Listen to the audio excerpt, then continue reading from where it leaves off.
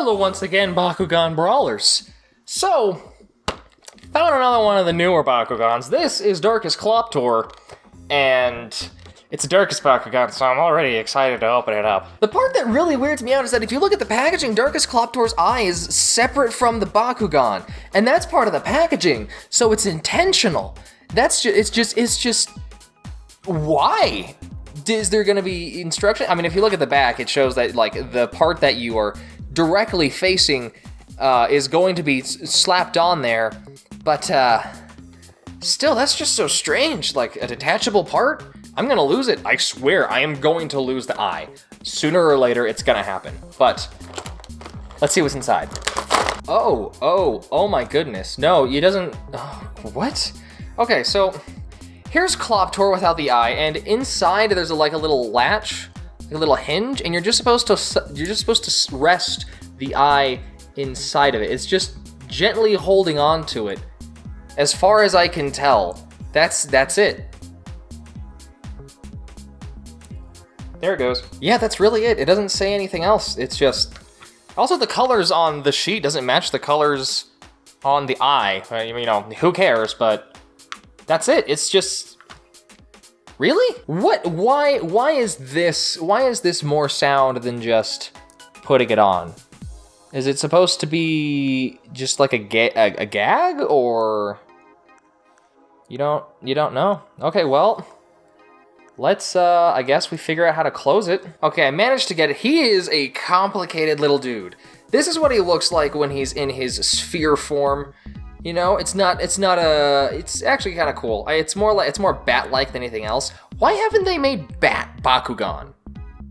I guess this is like the closest thing we're gonna get, but still, Bat Bakugan. Spin Master, get on that. Anyway, here's what it looks like, the sphere form, and it's just, I can't, I mean, at the very least, the eye is being closed up, so let's actually see how it opens up. You know, I mean, it's probably gonna have one of those jump out kind of mechanics. Oh, okay, it's facing me. I'm pretty sure the eye is gonna just shoot forward. It didn't shoot forward this time, but still, I don't like it just resting there. It makes me uncomfortable all the time. This is... No!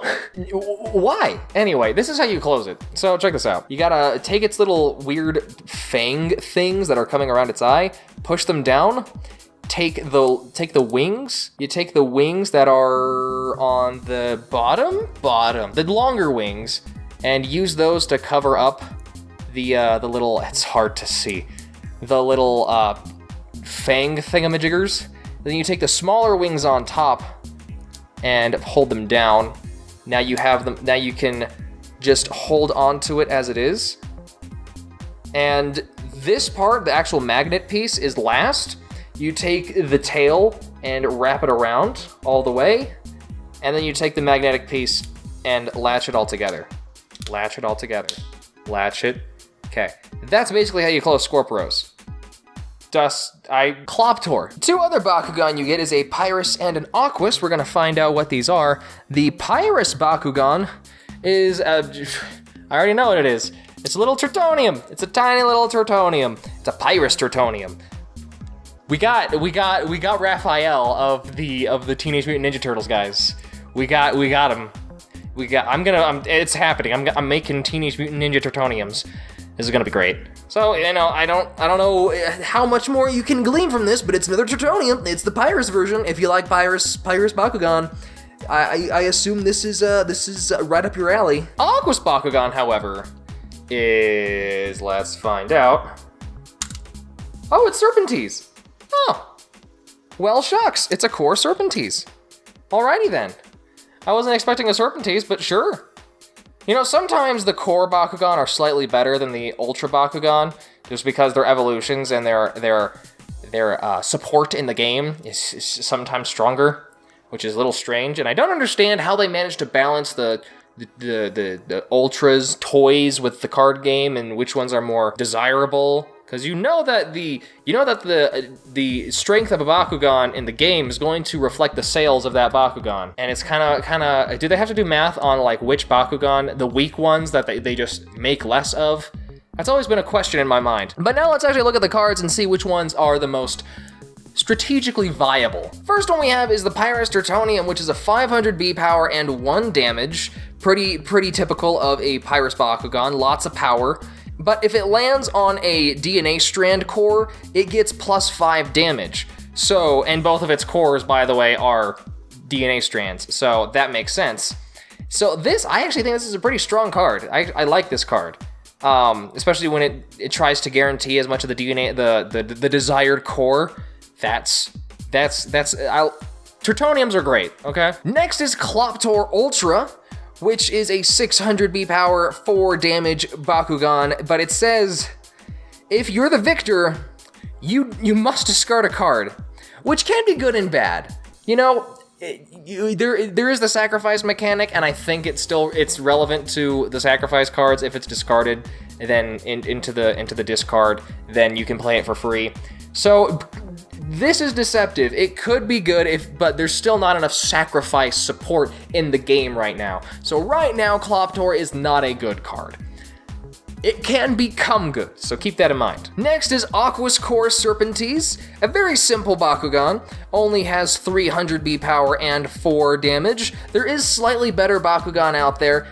We have seen some core Bakugan with no abilities, with higher stats, so this is like right on curve. The 303 damage is like the median. That's what you want to go for. If it's below that in any capacity, it has to have a good effect. Otherwise, you're not using it. Now, the extra cards we get in this are actually pretty interesting. Energy Drain, which is a Pyrus card that costs 5 energy, and it says that you uncharge 3 of your opponent's energy cards, and they do not recharge at the beginning of their next recharge step, which is pretty shocking, and it shows Aventus Lupithion being drained of its power, which is just perfect illustration of what the card's supposed to do.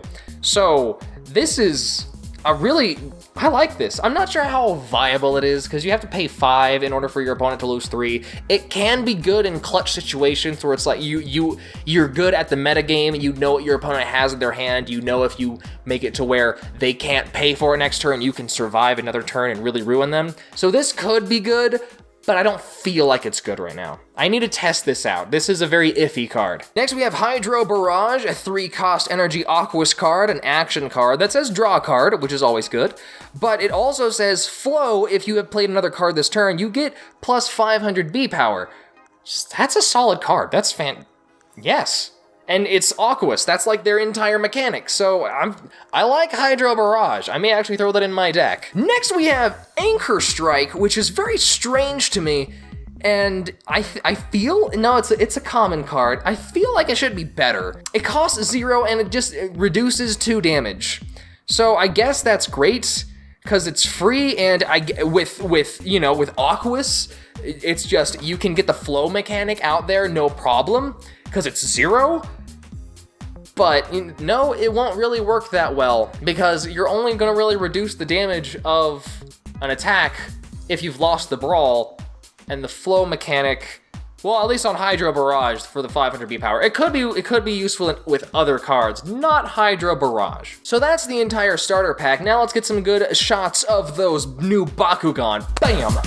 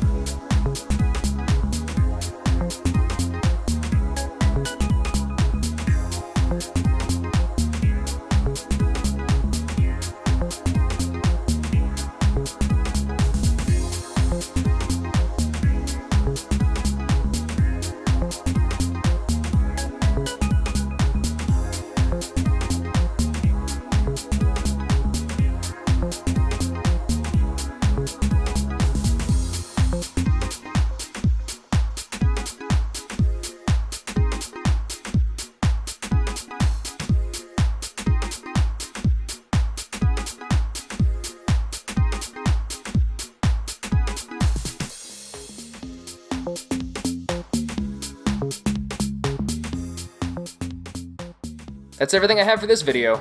stay beautiful, and keep playing.